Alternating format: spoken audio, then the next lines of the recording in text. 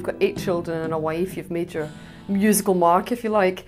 Why go on the road and all the work that involves? Well, it's the alternative, really. Just sitting around on your backside, it's not good. A person needs to keep working, and I still enjoy making music, and getting out and doing a few shows once in a while is good for the soul. Don't be afraid to care. Leave, but don't leave me.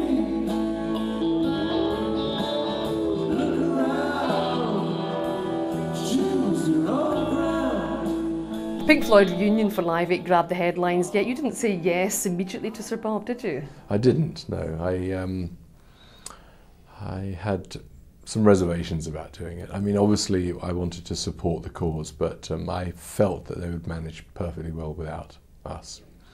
And I knew that doing it would distract from the work I was in the middle of. I was in the middle of this album, and I did have a deadline, and I thought it would get in the way of what I was doing, and it did. But that's life. What was it then about Live 8 that persuaded you and Roger Waters to bury the hatchet, at least for that day? Well, as I said before, the cause, trying to relieve this poverty in Africa and in other areas, mostly Africa anyway, obviously is a very good thing to do, and I'm very pleased to be a part of that. Also, all this sort of bitterness and rubbish that's been going on for the last 20 odd years, it's nice to put that into a compartment where you can forget about it. And I also thought that my youngest children, who haven't really seen me perform and haven't seen me doing that stuff with Pink Floyd, it would be a shame if I didn't do it for them. So they were part of the equation too. What did they think? They loved it.